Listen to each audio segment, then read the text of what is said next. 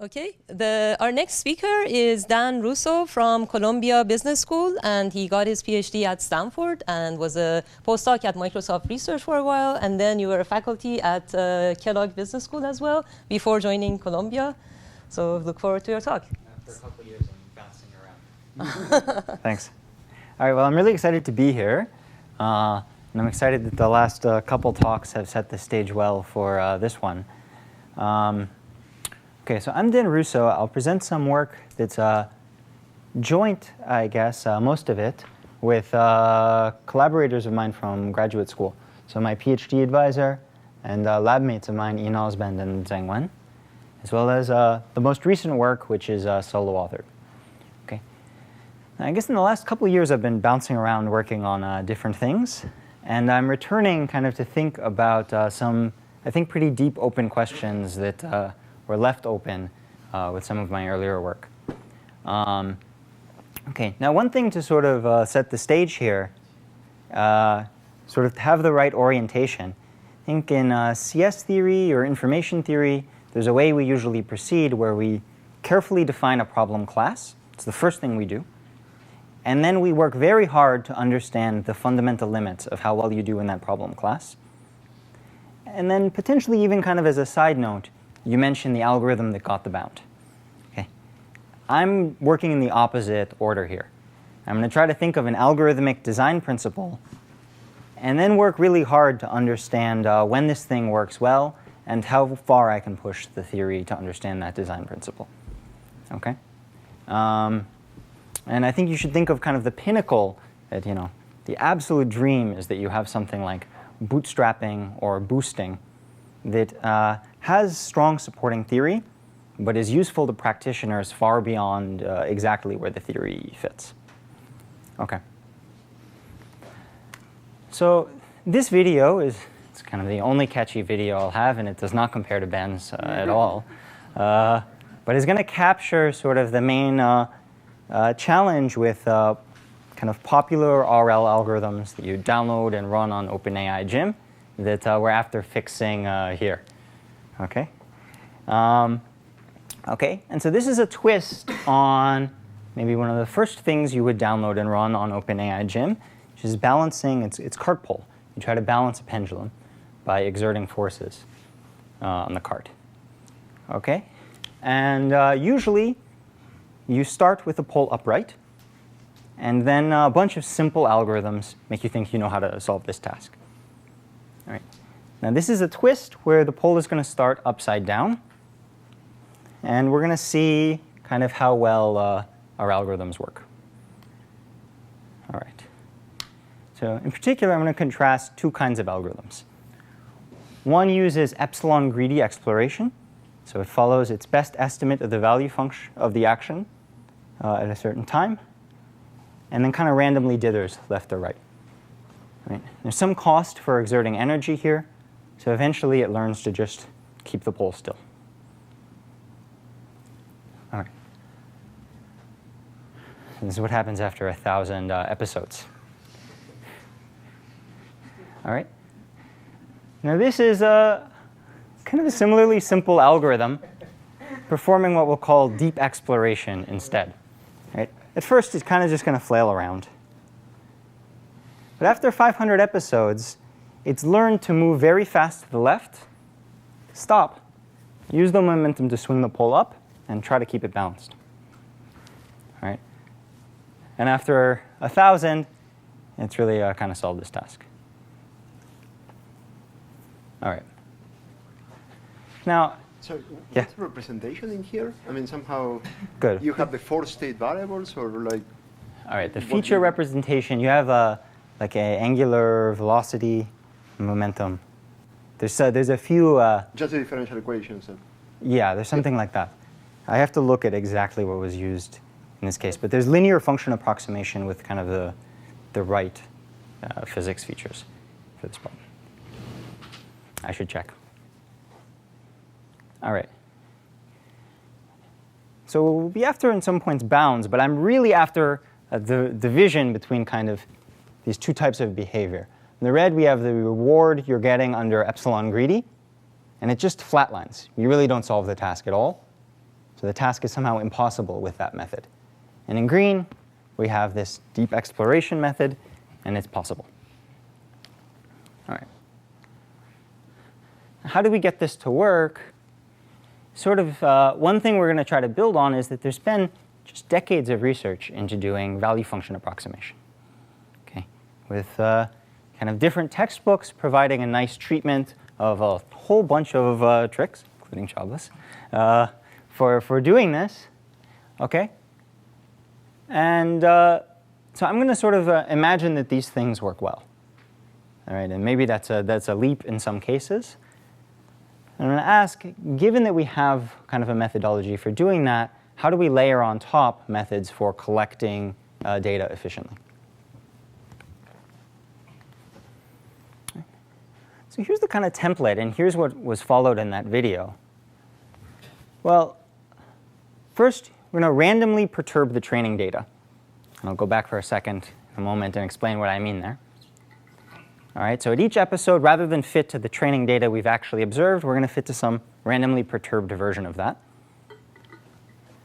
Then we're going to apply an existing value function approximation method to that perturbed data.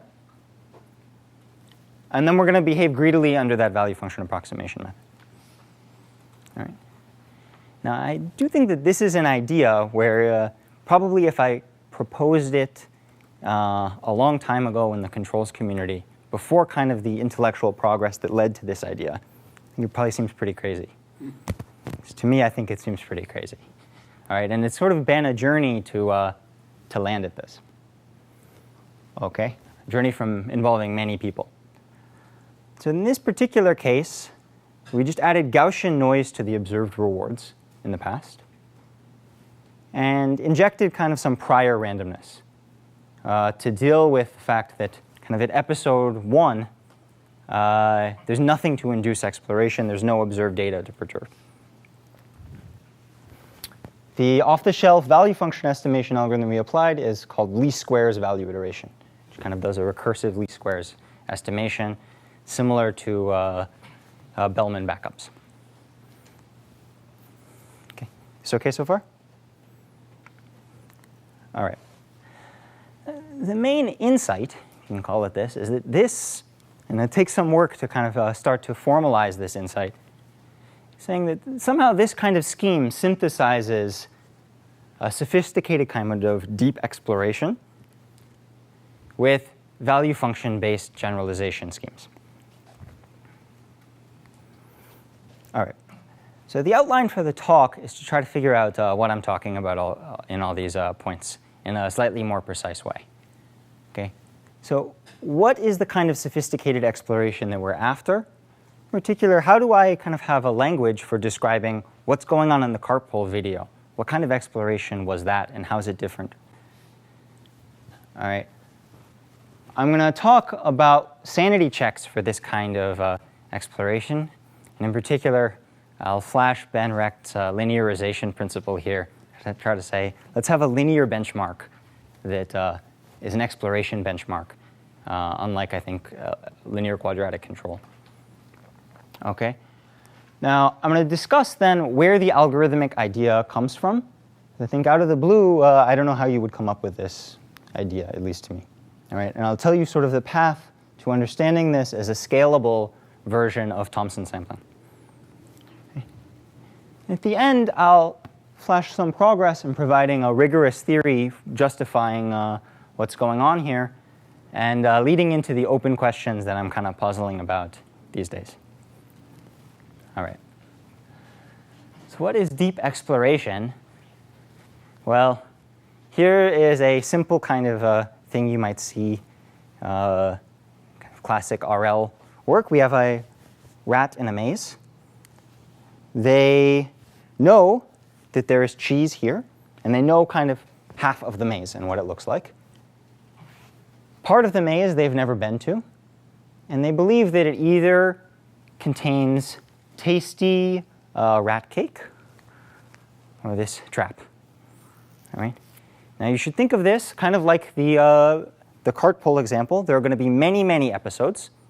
So my mouse is going to repeatedly each day gets started at this maze, and then have many time steps at which they try to navigate the maze, and then they restart. Right? So if you're going to do this many times, it's worthwhile, probably, to figure out whether you're going to get the cake every day from here on out. Okay. So do you make a beeline for the cheese, or do you make a beeline for the question mark? All right. Now, if you're optimizing just your immediate reward in this game, that's some kind of myopic optimization. We all know not to do that. Instead, we do dynamic programming. Okay. I would say dynamic programming is like going for the cheese here.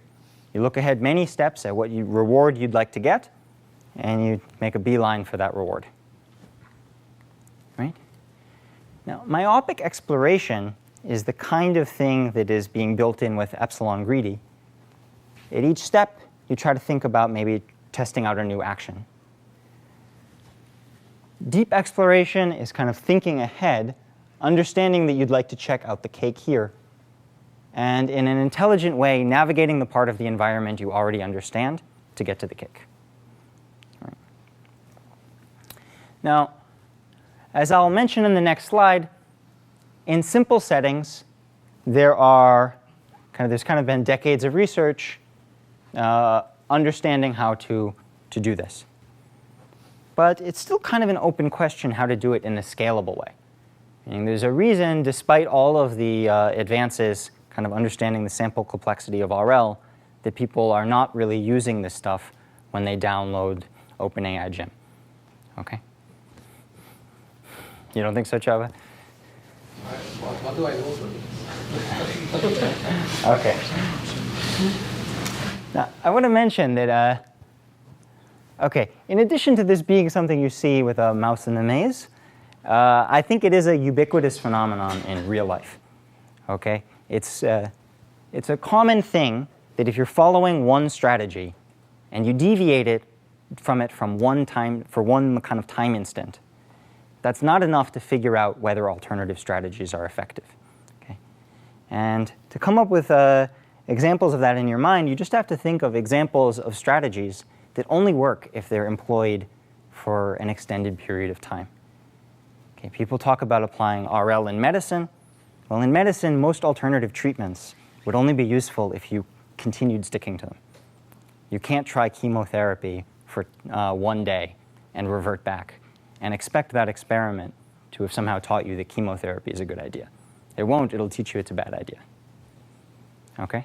And I think you find this all throughout the marketing literature and other kinds of places. All right.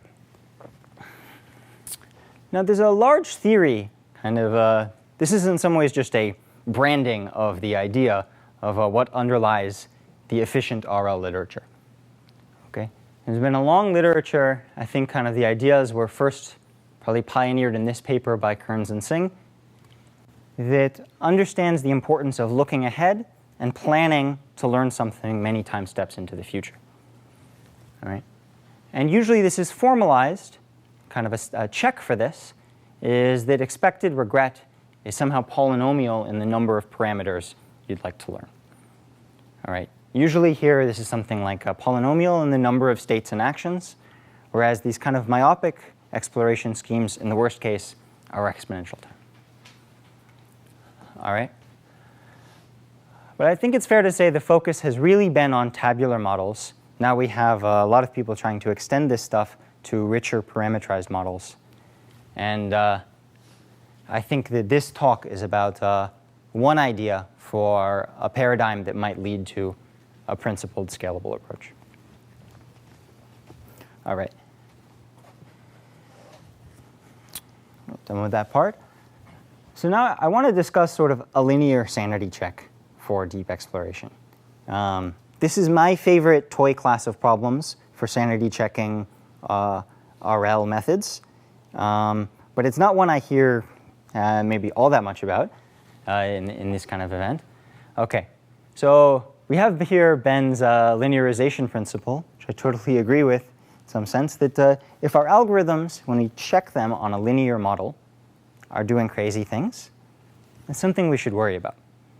Okay, Now, I don't think solving the linear task is somehow a proof that it's the right algorithm, but failing miserably on it should at least raise concerns about the types of tasks it's going to fail on in complex environments. All right. I'd say linear quadratic control really crystallizes issues with kind of feedback and stability. It doesn't really crystallize issues with exploration. But I'll argue that the shortest path problem might be the simplest case where methods start really breaking. All right.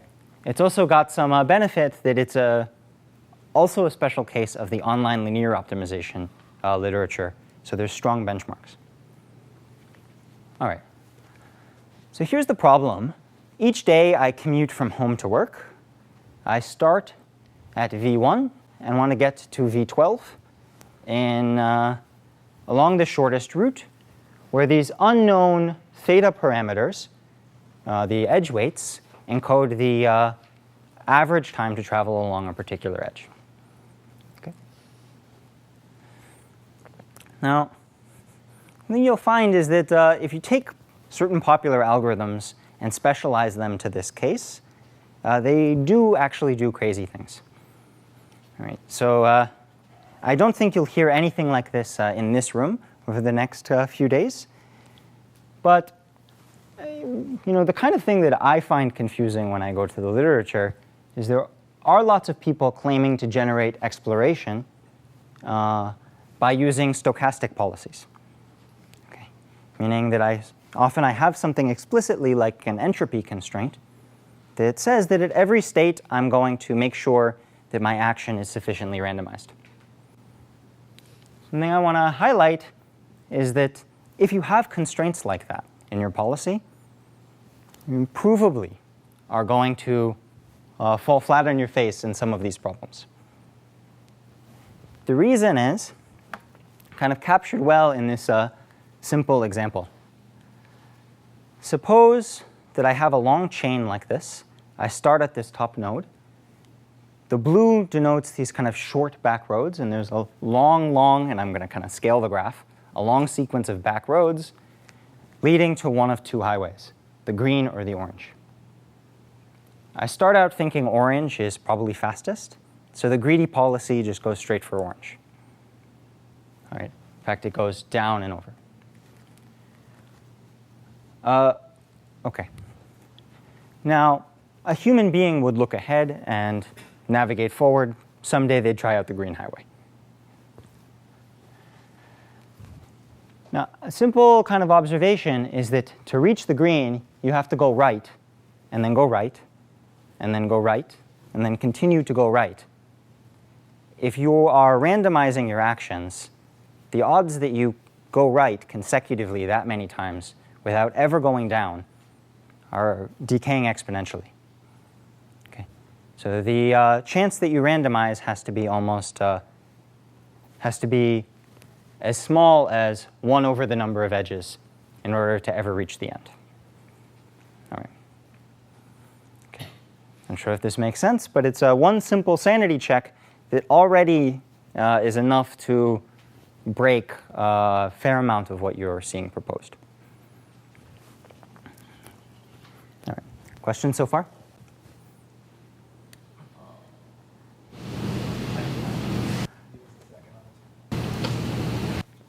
So if I understand the example and sort of generalize it in my head, if I expect the trajectory of the optimal policy to take k steps, I don't want my epsilon to be much greater than 1 over epsilon. I think Did I get it right? I think that's about right. Is it somehow? Very small, like I can. So somehow, if you need to do things that are kind of depth first, if your problems really involve some depth first searching, you don't want to be having these things that are causing constant branching. Yeah. I see. I think if you have some depth, then your randomization has to be pretty small. To sort of have even a hope, even if the part of your algorithm that is doing the non-random part is very intelligent, you need the random part to be very small for deep problems. All right. Okay, so let's start by thinking about some algorithm template that we might use on this problem, and then think about how it extends to more complex problems. Okay? So I'm going to build an algorithm by thinking about a Bayesian version of the online shortest path, okay, where I don't know the edge weights encoded by the vector theta, but I start with prior beliefs over them. Okay. Now, as observations come in, I sort of observe these noisy travel times on the edges I have traversed, and I'm going to update my posterior beliefs. Right? At least I'm going to require the ability to generate some kind of accurate posterior sample. Right? So the way I think about this is, let's imagine I know how to do inference and ask, given an ability to do inference, how should I select actions sequentially across these episodes? All right. So just to build toward this algorithm, let's first think about greedy. Greedy, what I do is at each episode, I compute the posterior mean travel time along each edge. I compute the shortest path under those edge weights. And I follow that path and update my posterior beliefs. The issue with this, as most people know, is that you can get stuck. You continue playing this path, learning nothing, but you don't try out the other possible paths. All right? Now, another thing to note is that there's exponentially many paths in many of these problems. So anything that requires kind of enumerating the set of all paths and somehow crossing them off is not going to work well computationally. All right. So this is one simple idea that's then generated a lot of interest, is Thompson sampling. Okay. I am going to, in each episode, build a graph by sampling edge weights from the posterior distribution, given my observations up to this time. Right. Now, naturally, what you should think happens is that edges that you've traversed many, many times, you're pretty much filling in the posterior mean there. You have very low variance in these samples. But edges that you haven't visited much, there's a lot of variance in what you sample. Okay? Now, what I'm going to do is follow the shortest path under the sampled edge weights, and I update my beliefs. So that's one episode. The next episode, I start again. I have new posterior beliefs. I draw a new sample from those beliefs. Now, this sample is different for two reasons. One is that I have another observation, and the other is that I'm randomizing again. Okay. Now, what I do is I compute and follow the shortest path under that new sample. That's likely to be something different. Did I do that properly? No? OK, that's likely to be something different, taking you through a different part of the graph. Yeah, question? What is your overall goal? Is it to identify the shortest path? It's not. So here I would say that my goal is something more like cumulative regret. So I'm trying to do well in an online setting. But often you can flip these things around. And if you have an algorithm with low enough regret, then only some polynomial number of samples are required to identify a near optimal path. Okay. All right. Now, I've been talking about that stuff for a long time, but I realized I never really went through the next step of crystallizing what I think is so nice about that strategy. And sort of from an intellectual perspective, at least, and I think also from a practical one, it's this kind of nice separation that a priori it wasn't obvious to me that this should be possible. So on the one hand, we're doing inference. At least we're generating a sample from a model in a manner that kind of reflects the degree of our uncertainty. Right? We're sampling edge weights in a way that reflects our uncertainty about those edge weights. And there's just an enormous set of methods from the statistics literature for doing that kind of thing. All right? Now, on the other hand, we're finding a shortest path, and an enormous amount of effort has come into developing different methods for doing that. All right, so we have this kind of optimization box. You can sort of imagine that there's one team at Microsoft with experts in optimization, and there's one team with experts in drawing approximate posterior samples or doing bootstrapping or something. And they don't even know each other. Right, but they each build their own module into this algorithm, and Thompson sampling just somehow makes the two work together. And if you think about other kinds of strategies you might build for this, usually to get them to work, you need to understand both inference and optimization and get them to work together in a more intelligent way. All right. OK. So does it work? Well, you can sanity check this through simulation. Okay, so here's a version of this shortest path problem on a binomial bridge. Okay, so this thing extended to have 20 stages rather than 6. All right, so 185,000 paths. And you can at least check that Thompson sampling does much better than kind of any version of epsilon greedy, however you tune the epsilon. OK? Yeah? I'm confused at the higher level. Because are you assuming some coupling? Because essentially, let's say, if I think of all the edges having the same prior, you need to visit the cut at some point, right? You need to in order to visit find the shortest path, right? If you want to find the shortest path from S to D, you need to visit a lot of edges. You need to visit, to find the true exact shortest path, you have to visit every edge, I guess. Not clear how many times you have to visit every edge? Let's say once. Once, yes. At least once. At least once, yeah. So I'm trying to get an algorithm which is better than visiting every edge once, which would have an additional assumption. No, Oh. no, I'm not.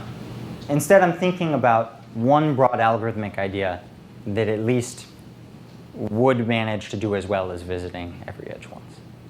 Okay, so I think the issue, I guess, with myopic exploration algorithms, let's say epsilon greedy in this, is that it does not quickly visit every edge once. It would take exponentially many steps to even visit each edge once. Let's just think finding Rmax, right? So as long as you didn't visit the edge enough time, it will assume its cost, right? So the cost is 0. But this Thompson sampling is basically Yeah, right.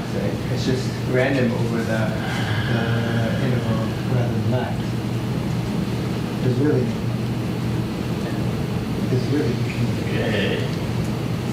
Computational shortcut. yeah, not even complicated. I think it's a method that gets sort of gets the same benefits as Rmax.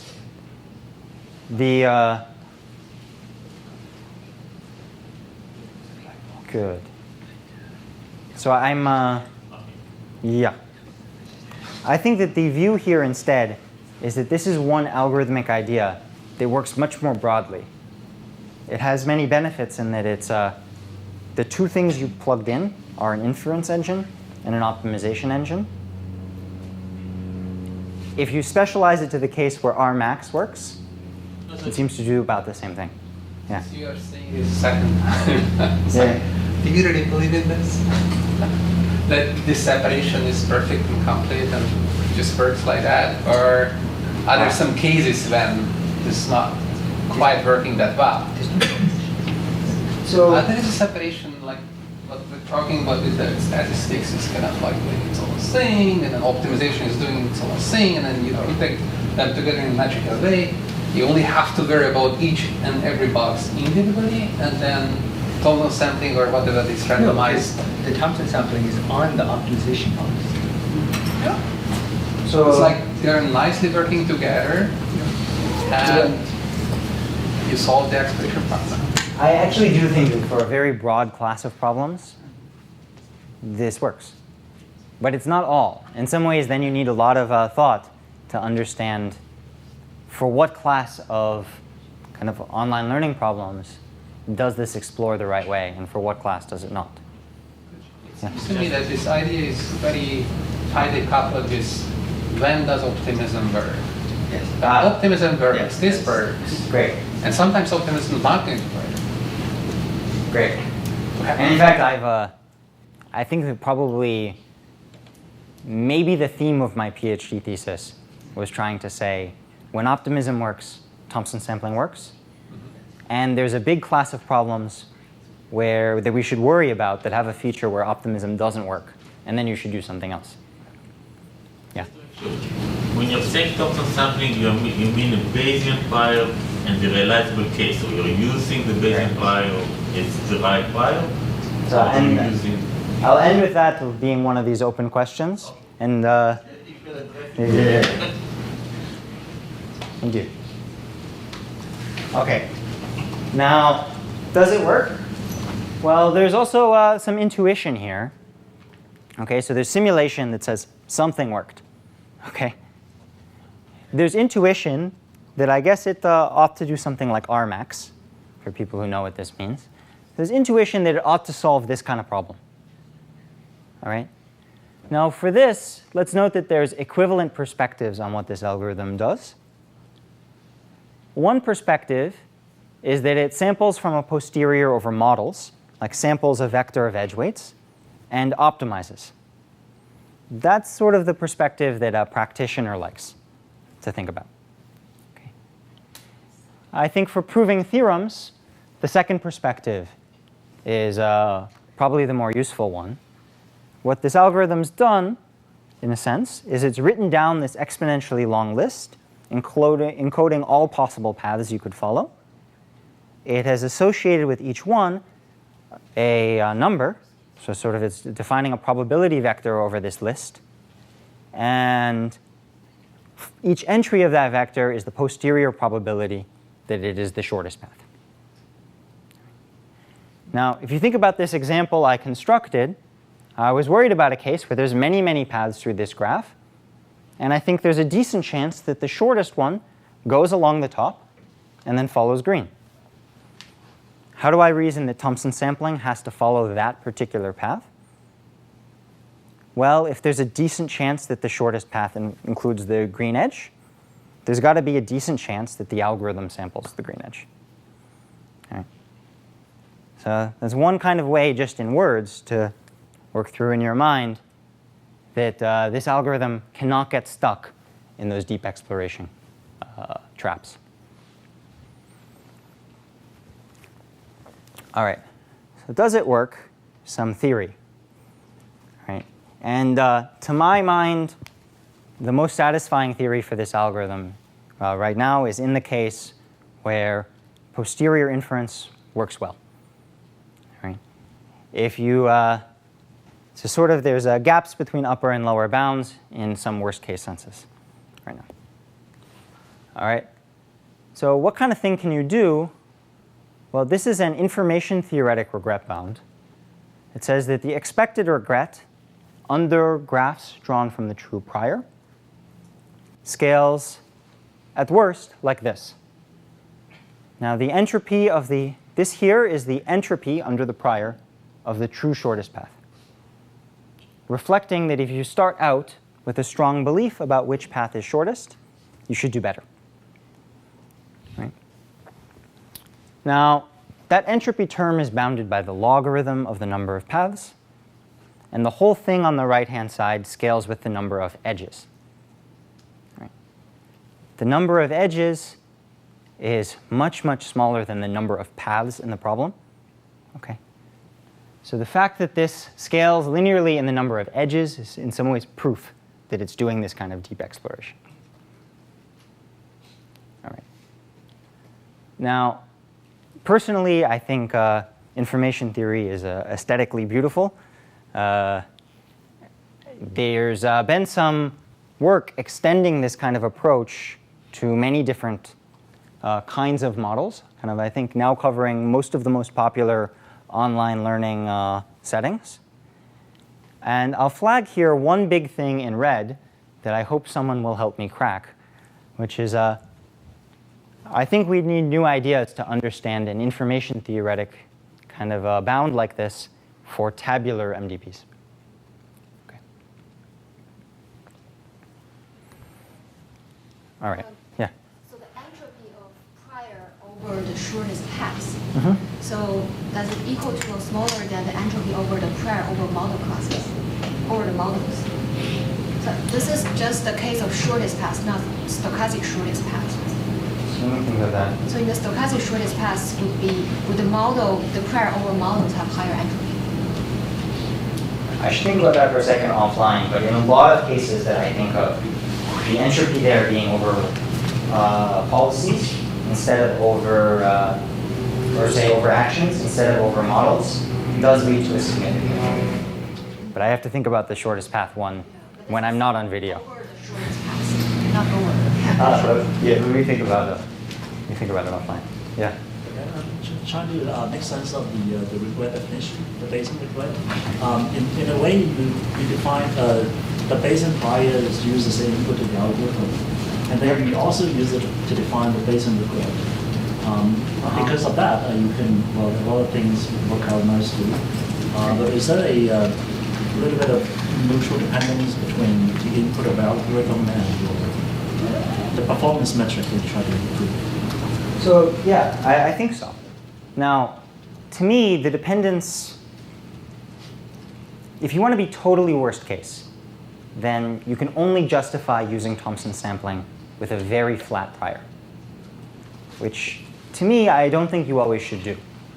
So I do think there's room for having a theory that confirms sort of that if you get the prior right, you get benefit from that and it works well.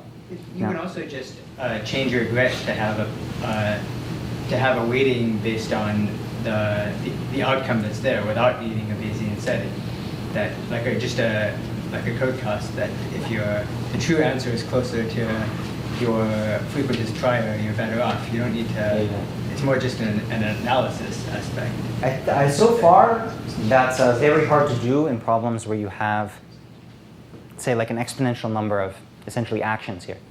Sure, but there's no. So in principle, you may be able to do that, but it's sort of an open question to get it to work the way it works in sort of like classification settings. So I think that's true. I think what you should think of this as saying is, if you believe that Bayesian inference gives you some sort of accurate estimation, it gives you an accurate kind of inference, things work very well here. And I'll be going back to sort of the big challenge in what I'm about to present, is we're moving away from that world. Okay. So we try to rush through here. Let's take that shortest path thing and move it to episodic reinforcement learning. In the first steps, nothing's really going to change. All right. Now I think of my agent who's going to repeatedly interact with some environment for some number of time steps. Okay. They apply a policy. They observe an outcome, which is this trajectory. And they associate with that some reward, which is the sum of per time step rewards over that horizon. Okay?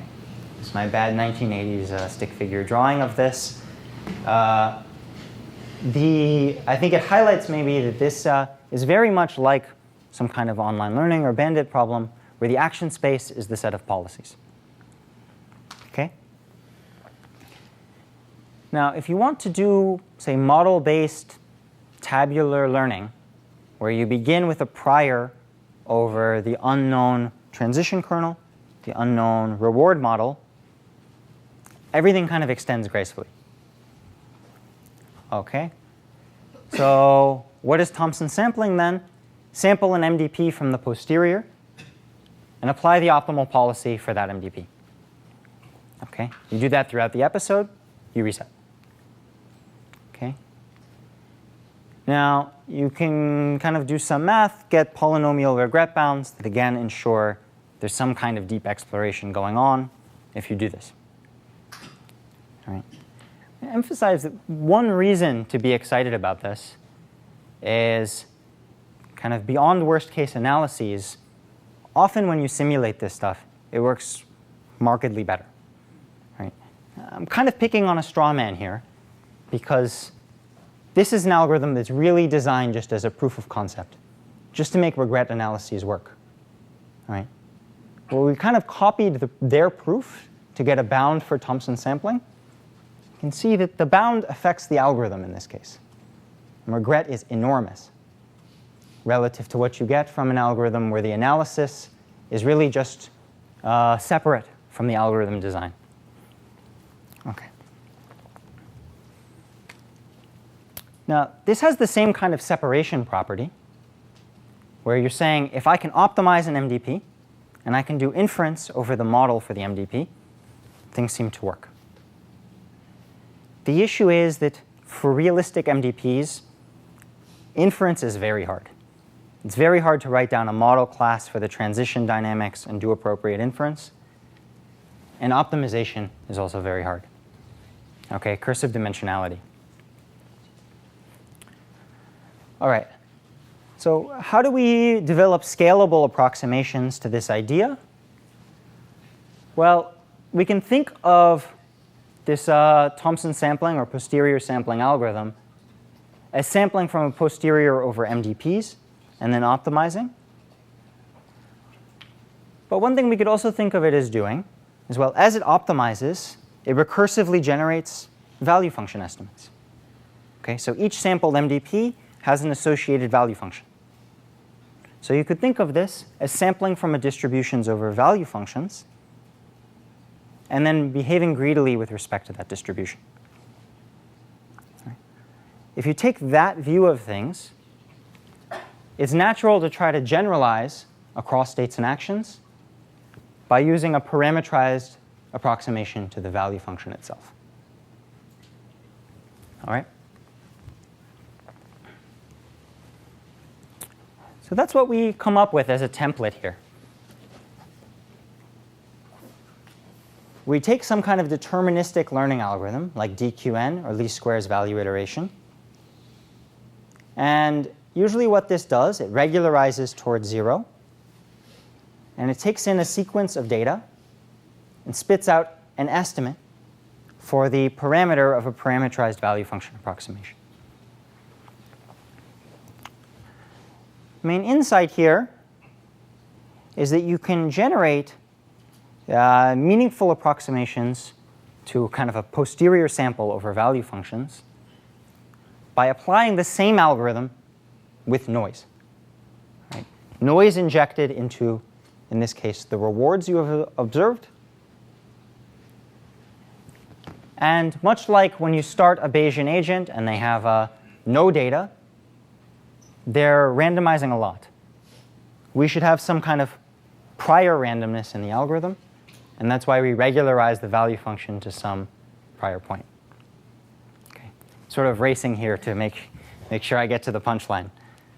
All right, 1 minute. Okay, so let me point out that it's not such a crazy idea. Okay, if you take h equals 1, so you have a one horizon problem, fitting your linear model to noise is exactly the same thing as generating a posterior sample. Okay? But this view of things seems to generalize better to problems where you can't do posterior inference. And you sort of are applying complex nonlinear function approximation. There's variants of this that do bootstrapping rather than adding Gaussian noise. Okay, and empirically those work actually even better. All right. Now I'll just close by saying that there's this whole mystery around showing that this kind of approximation technique works. Right? And the real challenge is sort of the thing I've been getting from the audience, that this is no longer truly Bayesian. Right? You can't have a posterior over value functions. A value function doesn't even define a likelihood. So getting the math to work out and going beyond sort of intuition has been kind of deep and tricky. The current state of affairs is that there is a simple sanity check, kind of a polynomial worst case bound for tabular MDPs. And we are currently working, and I believe that that extends to a notion of a linear MDP, much like what Mengdi presented earlier. But there's kind of a lot of, and I'll race to the end here, there's a lot of deep questions surrounding understanding whether this Thompson sampling scheme works with approximate inference. Kind of if you don't believe you have exact posterior samples, but you think you've added instead a lot of noise. Toward understanding how this works with bootstrapping, and toward overall kind of confirming that this grand principle I advertised at the beginning, that you apply a function approximator to purposefully noise-perturbed data, it's generating this kind of sophisticated exploration. And I think there's a lot of deep questions that I hope the audience helps with to confirm why that is and when that's the case and when it fails. All right, thanks.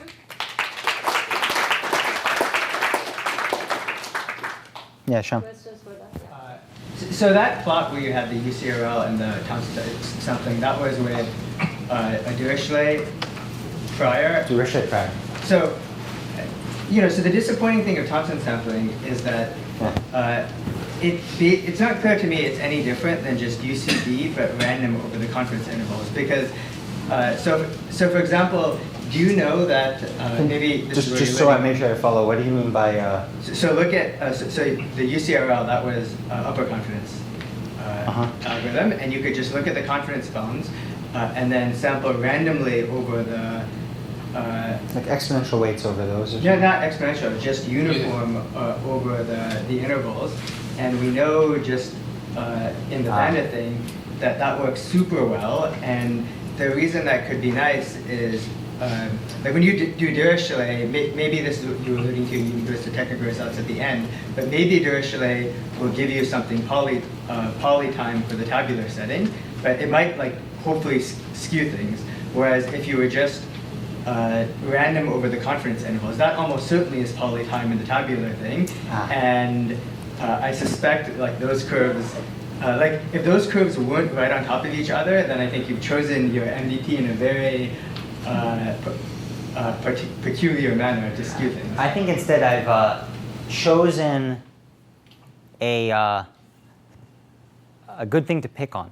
An algorithm that doesn't work. UCRL, like Alex things were interesting because he was showing that the sort of the interesting algorithms close to the one that should work, and I'm concerned that this UCRL variant you're using looks much worse than if you just sample it uniformly. Like Kevin has and Rob, like they have a bunch of these works showing that if you do just sort of random over the confidence intervals, that like has it's much better than UCD in practice. I think the reason is, to me, the way I explain that plot is that the confidence bounds used in that algorithm are extremely optimistic.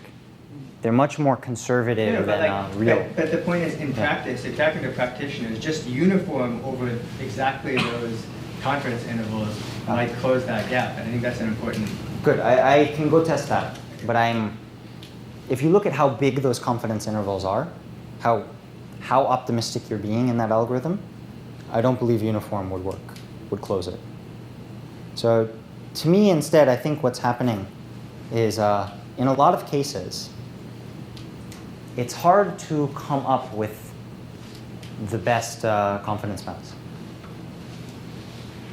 Okay, we can take that offline. Yeah. I'd be curious if you tried it, because I'm betting they would be very close. Okay, let's make a bet.